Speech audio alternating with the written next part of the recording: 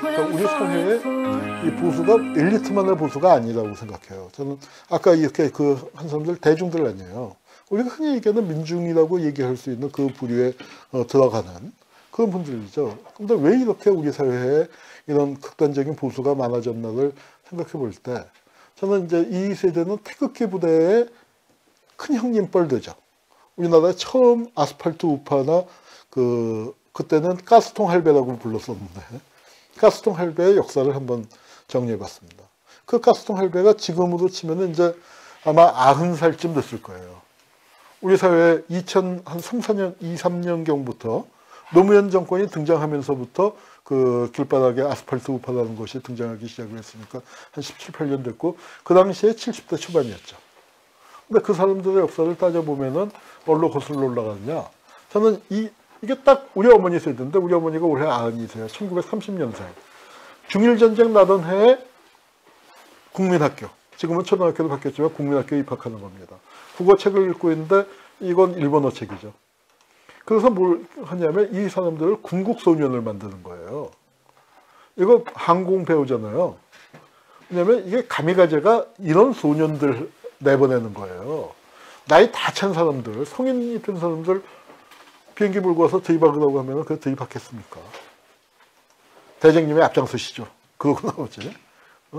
솔선수범 하시죠 하고 왜 우리를 보냅니까 하고 그런데 15, 16 어때요? 피가 끓잖아요. 그러니까 일본 군국주의 교육이 15, 16 군국소년을 만들어서 피 끓는 청년들을 가미가제 내보내죠. 화랑관창 16, 잔다르크 16, 유관순 누나도 16. 제일 피 끓는 나이입니다. 저 군국소년을 만들어내요. 그 군국소년 일제가 본격적으로 대규모 군국소년을 만든 게 국민학교를 통해서 만드는 거거든요. 1937년에 국민학교가 왕창 늘어나는데 그 군국소년이 해방을 맞이한 게 딱 15, 16대에서 해방을 맞이했단 말이에요. 그런데 어떻게 됐어요? 일본은 군국주의물을 뺍니다. 미군정이 들어가서. 이게 뭐냐면 그 교과서에서 군국주의 찬양한 거. 요건 그래도 사파는 남겨놨는데 이거는 사파까지 다 지워버린 거죠. 아마 무슨 군대 환영하거나 군대 출정하는 장면이나 전쟁이 이천하는 게 있으니까 사파까지 다 지워버려. 군국주의 물을 빼는 거예요. 일본이 군국주의 물 많이 뺐습니다. 미 군정이 주도해서 했지만 우리보다 훨씬 많이. 자, 우리는 친일파 숙청 못했죠. 오히려 친일파한테 거꾸로 숙청당했는데 미 군정 주도하에 여러 명 사용시켰고요. 군대 해체했고 귀족 해체했고 고등경찰 해체했고 재벌 해체하고 다 그랬어요. 그리고 공직에서 10년 동안 추방했고 10년 동안 전쟁에 관련된 사람들 공직에 올라갈 수가 없었습니다. 그리고 이렇게 군국주의 물 빼고 평화교육, 인권교육을 많이 했어요. 그런데도 때가 안 빠져서 그게 다시 살아나는 게 일본 군국주의 잔재의 부활인데 우리는 어떻게 했어요? 그 군국소년들을 전혀 손대지 않았단 말이에요. 그 군국소년이 뭐가 됩니까? 바로 서북청년단의 주역들이 되는 거죠. 서북청년단이 하늘에서 뚝 떨어진 게 아니에요. 저는 청년단이라는 게 일제가 만든 거예요. 왜? 군국소년들하고 투트랙으로 봐야 하는데 당장 징병을 해서 군대 끌고 가야 하는데 국민학교에서 그 교육을 받아야 일본 말도 알고 단체생활, 조직생활 경험도 있고 그럴 거 아니에요. 우리 국민학교 처음 들어가서 배운 게 앞으로 나가냐 아니에요. 운동장에서.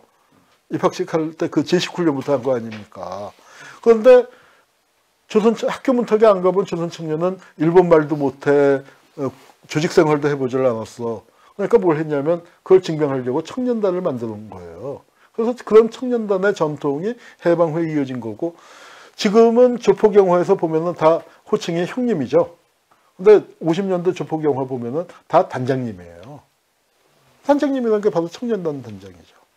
임하순이 유지광이니 제일 두목이었던 이정진이 다 단장님이죠. 그렇게 이제 서북청년단이 그런 깡패 조직인데 군국소년 키워내서 서북청년단 잘했어요. 그리고 뭘 했냐? 한국전쟁 나가서 군인으로 싸웠어요. 군국소년 왜 만들었습니까? 황군 병사 만들려고 싸웠는데 일본은 전쟁이 끝나는 바람에 이 군국소년들 물을 뺐는데 우리는 군국소년이 국군이 돼서 전쟁을 치렀죠. 그리고 제대한 다음에 뭐가 됐어요? 반공청년이 돼서 조봉암 간첩으로 조작을 하려고 했을 때 간첩죄 무죄 판결이 나오니까 판결에 항의하는 청년들이 법원에 난입하죠. 그래서 빨갱이 판사 타도하라, 유병진을 타도하라, 뭐 그렇게 구호를 불렀는데 이 반공 청년들이에요. 이 청년들이 박정희와 더불어서 싸우면서 건설하죠. 일하며 싸우고 싸우면서 일하세. 이 사람들 입장에서 뭐예요? 자기들이 대한민국을 세웠어요. 지켰어요. 건설했어요. 그런데 김대중 빨갱이, 노무현 빨갱이가 등장을 해서 대한민국을 갖다 바치려고, 김정일한테 갖다 바치려고 하니까 가만히 있을 수 있어요? 가스통 메고 나온 거지. 이게 가스통 할배의 기원이에요. 지금 태극기 부대의 큰형님들, 큰형님, 큰오빠 들리죠. 자, 이게 아까 이제 그 사진, 그 유재흥인데, 유재흥이가 우리나라에서 한국전쟁 때 군단이 3개밖에 없었는데 첫 번째 군단을 말아먹었어요. 그런데 미군이 또 군단장을 시켜줬어. 두 번째 군단이 이게 한국전쟁사에 남은 건데 한국군 최악의 치욕적인 패배의 혈기전투입니다. 한국군 1개 군단이면 5만 명쯤 되거든요. 그게 중공군 1개 대대 400명에서 500명한테 포위 섬멸됐어요. 군단장이 착각을 해갖고 갑자기 예상 밖의 장소에서 중공군이 훨씬 빠른 속도로 남해에서 내려왔는데 아 이거 그 사방에서 끈거리 소리가 들리니까 우리 군단이 포위됐구나 생각하고서 부대를 버리고 혼자서 비행기 타고 탈출을 했어요. 군단장이 탈출을 하니까 사단장들은 계급장 뛰고 도망가 버렸어요. 그 다음에는 뭐 불문가지죠. 그러니까 공포의 전염은 정말 빠릅니다. 그 사형제도 반대지만 군대에서 도망병을 직결 처분한다는 부분이 전시 상황에서 이런 이해가 가는 측면도 있어요. 근데 사단장이 도망을 버리니까, 군단장이 도망가 버리니까 뭐 부대가 와해돼서 한국군 1개 군단에서 5만 명 중에서 2만 명은 도망가고 3만 명이 중공군한테 포로가 된 거예요. 그래서 그 한국군이 포로가 돼서 사는데 한국군은, 중공군은 몇 명 안 되잖아요. 한국 전쟁사에서 최악의 치욕적인 참패입니다. 그 유재흥이가 국방장관이 됐어요. 이건 또 재밌는 비화가 있습니다. 박정희가 A급을 참모총장에 넣고 국방장관 안 시킨 거예요. 무서워서. 가령 예컨대 최명신 장군 같은 거. 진짜 무서운 군인이거든요. 참모총장 안 시키잖아요. 군에서 신망은 정말 두터웠는데. 나도 만나뵀는데 만나뵈니까 딱 그 나이가 든 다음에 뵀지만 야 이래서 박정희가 무서워했겠구나. 나는 좀 최명신 장군하고 이렇게 대입되는 입장에서 반대편에서 만났지만 굉장히 존경스러운 마음이 느껴지는 인품이나 뭐 그런 게 느껴지는 그런 분이었습니다. 자, 우리 작전지휘권하고 비교해서 생각해야 할 게 광복군의 국외준승이라는 글자가 작게 되어 있습니다만 뭐냐면 광복군을 만들었는데 중국 국민 광복군 누가 만들었 뭐 임시정부가 만들었지만 누가 돈 댔어요? 미주 동포들이 뭐 후원금 보내줬지만 그건 극히 일부고 상징적인 의미를 갖는 것이고 실제 돈은 중국 국민당이 됐습니다. 무기 누가 대줬어요? 중국이 대주고 먹여주고 입혀주고 재워주고 훈련시켜줬어요. 그리고 어디서 활동해요? 중국 땅에서 활동한단 말이에요. 우리가 예컨대 뭐 가령 뭐 미얀마 해방운동이나 크루즈족 해방운동을 우리가 지원한다고 칩시다. 뭐 내가 그럴 리는 없지만 대통령이 됐는데 그 좀 도와주셔야 하면은 내가 그냥 훈련시켜줄게 하고 어제 훈련도 시켜줄 수도 있을 것 같아요. 그리고 거기 보내고 뭐 지원하는 것도 해줄 수 있을 것 같아요. 그런데 작전지휘권을 한반도 내에서 행사하겠다고 하면 왜 이러십니까? 내가 보내줄 테니까 너네 날아가서 작전지휘권 행사해. 당연히 그랬을 것 같아요. 나도. 그런데 중국 국민당이 그렇게 했어요. 그래서 작전지휘권을 광복군을 임시정부 군대로 만들었는데 작전지휘권이 없었습니다. 국의 준승이라는 게 뭐냐면 법준자의 오랏줄 승자, 포승. 그래서 한국 광복군을 꽁꽁 묶어놨어요. 이것도 이유가 있습니다. 왜냐하면 그 전에 중국 국민당이 지원했던 조선의용군대가 북성에서 공산당 지역으로 가버렸으니까 야 이것도 얘네들 지원하다가 또 가버리는 거 아니야? 이제 그런 의심이 있었기 때문에 또 묶어놨어요. 나는 그게 중국 국민당이 있을 수 있는 일이었다고 생각해요. 근데 임시정부에서 난리가 났어요. 그때 박범이 주석이고 조소왕 선생의 위교부장인데 정말 의사록을 읽기 민망할 정도로 닥달을 당합니다.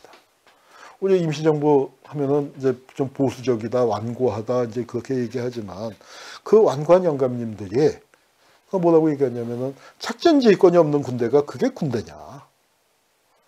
을사늑약 우리가 베낀 건 외교주권인데 군사주권은 더 중요한 거 아니냐. 근데 그 군사주권을 내놓고 우리가 나라가 없다고 겹방살이를 한다고 이렇게 이걸 만들어 놓고 광복군이라고 대한민국 군대라고 이름 지을 수가 있냐. 작전지휘권 찾아와라. 난리를 칩니다. 오랜 교섭 끝에 저 작전지휘권을 반환을 받아요. 나는 작전지휘권을 찾아온 임시정부도 대단하고 믿고 내준 국민당도 대단하다고 생각해요. 그래서 작전지휘권을 찾았습니다. 근데 내가 하고 싶은 얘기는 이거예요. 주한미군은 뭐예요? 임시정부는 중국 땅에서 활동하는 군대예요. 중국 영토 내에서. 그러니까 중국군이 작전지휘권을 우리가 행사하지 않소라고 주장할 수 있는 근거가 있죠. 그런데 우리는 왜 미군이 한반도에 있어요. 한국군이 미군의 작전지휘권을 갖고 있는 게 아니라 미군이 어떻게 들어와서 한국군의 작전지휘권을 갖고 있단 말이에요. 베트남 전쟁 때는 어땠을까요? 남베트남 군대가 작전지휘권을 갖고 있었어요. 그랬더니 누가 그러더라고. 그래서 망했잖아요. 남베트남에 망한 거를 그래서 망했잖아요라고 해서 참 어이가 없었는데 하여튼 남베트남에서 군대도 작전지휘권을 갖고 있었는데 우리는 작전지휘권을 내주고 있어요. 지금 한국군에 문 대통령이 육군사관학교에 방문해서 육사의 뿌리는 신흥무관학교다라고 말씀하셨고 한국군의 뿌리를 광복군에 대려고 하는 거 있어요. 나는 큰 방향에서는 동의하지만 전제 조건이 있다고 생각해요. 한국 광복군의 뿌리를 대한민국 국군의 뿌리를 광복군에서 찾으려면 작전지휘권은 찾아놓고서 해야지. 그래야 그게 염치가 있는 짓이지. 자기 땅에서 작전지휘권을 내주고 작전지휘권을 찾아오자고 하는 사람들을 빨갱이라고 얘기하고 그 다음에 아니 우리가 중국을 상대로 하는 것도 아니고 북한을 상대로 하는데 그 수많은 국방예산 갖고 진짜 떡 싸먹었냐고. 어떻게 북한은 그 어려운 조건 속에서 한국군만이 아니라 미군을 상대로 독자적으로 대응체제를 갖추고 있는데 물론 갖추다가 힘드니까 핵무기 만들었겠지만 그렇지만 어떻게 한국군은 작전지휘권을 찾을 엄두를 못 내냐 이거예요. 작전지휘권 반환을 포기했는데 이거 보세요. 이게 지금부터 50년 전 얘기예요. 국군지휘권협정 폐기 건의안을 제출했는데 제출한 사람이 공화당의 최용도 의원, 박정희 집권당이죠. 그리고 최용도라는 사람이 예비역 장군의 중앙정보부 기획조정실장을 지내. 그런 사람입니다. 이제 국군 작전지휘권을 찾아야 한다. 이거 분명한 주권제약이니까 찾아와야 한다. 이 얘기를 누가 했냐? 박정희가 했어요. 박정희가. 작전지휘권을 찾아오자고 박정희가 대단히 애를 썼습니다. 근데 지금은 작전지휘권을 찾아오자는 게 종북 좌빨이 되어버렸죠. 자, 그 다음에 이제 또 하나 우리 친일 문제 잔재에서 생각해야 할 게 우리가 그 보수 세력을 생각할 때 이게 친일파의 친일 잔재가 남았다는 게 무엇인가? 사람들이 다 누구 아들, 누구 딸만 갖고 얘기해요. 난 그거는 아들이 원해서 거기서 태어난 거 아니잖아요. 어찌 보면 연좌제적인 성격도 있을 수 있어요. 다만 이제 입장이 뭐냐면 자식이란 것만 갖고 비판해서는 안 된다고 생각해요. 근데 자식이 만약에 부모의 행적을 그것도 모르는 채 하는 정도까지는 비판해서 안 되는데 그걸 대놓고 우리 아버지는 친일파입니다. 독립운동했다. 얘기한다면 그거는 문제가 있는 거죠. 그러나 개인이 사적으로 얘기한다면 괜찮아요. 그것까지도 자식이니까. 난 그 한 발 물러서야 한다고 생각해요. 그런데 공직에 있는 사람이 그러면 안 되죠. 공적 지위를 맡으면 그건 아무리 아버지라 하더라도 그 친일 문제에 대한 공적인 입장을 갖고 대해야 하는 거죠. 그런데 내가 얘기하고 싶은 건 뭐냐면은 그게 아니라 친일파가 살아남았다는 게 과연 어떤 의미를 지니냐예요.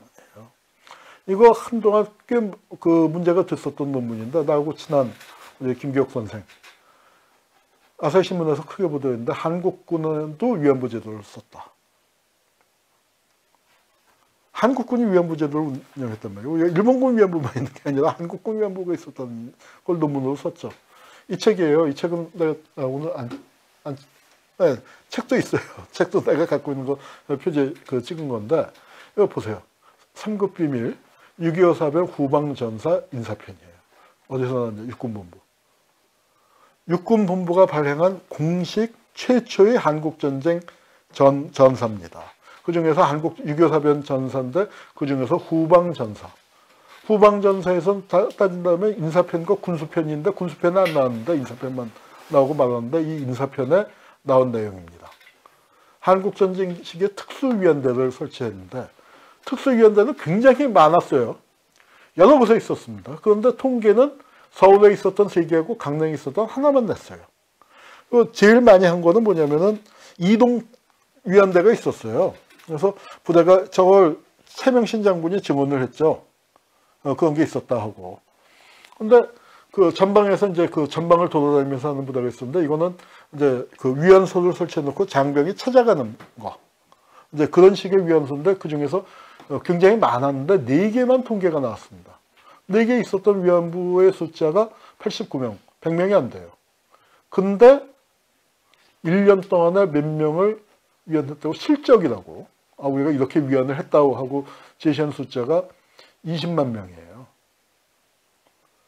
1인당 위안부 1명이 평균 6명 이상을 받았다는 얘기예요. 기가 막힌 얘기죠. 20만이라는 건 뭐냐면, 그 당시에 52년도에 한국군 숫자가 20만이에요. 그러니까 100명도 안 되는 사람이 적어도 한국군이 한 번은 지나갔다. 숫자상으로는. 숫자상으로는. 그럴 정도로 우리도, 그러니까 일본군만 쓴 거 아니었단 말이죠. 병사들도 이용을 했고, 장성들은 당연히 병사들을 위안하기 위해서 이런 걸 만들어야 한다. 그런데 제가 말씀드리고 싶은 건 뭐냐면은, 이거 한 것도 기막힌 일이지만, 이걸 실적이라고 육군본부가 펴낸 책에다가 집어넣었잖아요. 일본은 군대가 동원을 하고 군대가 개입을 했지만, 이 황군이 여자를 이렇게 동원하는 거, 이거 좀 이렇게 문제가 있을 수 있어. 나중에도 문제 생길 수 있어 해서 이걸 군이 개입을 안 한 것처럼 하고, 일부 또 민영화하기도 하고, 민간업자한테 위탁을 하기도 하고, 군이 계획을 세워서 큰 틀에서 했지만 군이 한 발 빠지는 식으로 하고, 뭐 그렇게 했는데, 우리는 당당하게 실적으로 들어가 있어요. 이런 의식이, 이게 책이 나온 게 56년이니까 해방되고 10년 지난 다음에 나온 거예요. 한국군의 지휘 수뇌부가 친일파 아니에요. 그러니까 그 당시에 군대에서는 뭐냐면은 위안부를 쓰는 걸 당연하다 이거예요. 나는 이 군 위안부 문제를 얘기할 때 이걸 민족 문제가 들어있어요, 분명히. 근데 민족 문제만 갖고 얘기하면 안 돼요. 그러면은 일본 놈들만 나쁜 놈들이 되죠. 근데 이거예요. 조선 사람이 조선 여자를 끌어다가 이런 짓 하면은 그거는 똑같은 거잖아요. 이거는 민족의 문제도 게재되어 있지만, 그러나 군사주의가 여성을 어떻게 보느냐, 국가가 시민의 몸뚱아리를 어디까지 동원할 수 있다고 보느냐의 그 문제인데, 그런 게 이어받은 게 일본 군국주의 걸 그대로 이어받은 거, 이런 게 친일 잔재지. 누구 자식 그거는 좀 우연한 거 아니야. 사실은 이런 게 진짜 친일 잔재고, 이게 한국 보수의 민낯이란 말이죠. 이런 걸 그나마 최명신 장군이 나중에 생각해 보니까, 그때는 몰랐는데 나중에 생각해 보니까 저거는 잘못된 짓이다. 그래서 비판을 했는데, 새 장군이 그래요. 한국에서 내가 그거 회고록에 썼다가 얼마나 닥달을 당했는지 몰라. 그런 거 썼다고. 그런데 사실은 사실이니까. 그러니까 그건 잘못된 건 잘못된 거고, 그건 밝혀야지. 그렇게 말씀하시더라고요. 그걸 저기서 끝난 게 아니란 말이에요. 기지촌 정화대체. 이게 박정희 시대 77년이에요. 이거 나오고 20년 뒤에. 이번에 미군 상대. 난 이 숫자는 마사지를 했다고 생각해요. 만 명 이하도 주진수 통계라고 생각해요. 숫자가 훨씬 더 많았는데 만 명을 넘기지 않으려고 애써서 맡긴 거고. 그래서 이런 미군 상대 매매춘 종사하는 여성들을 성병 진료기관을 만들어서 하는 게 기지촌 정화 대책이에요. 정화란 말을 박정희도 좋아하고 전두환도 좋아했는데. 그래서 그러니까 이게 어떤 일제 잔재를 물려받고 우리가 주인답지 못한 건데, 사실 역사에서 주인이라는 Time stops when I'm falling for you.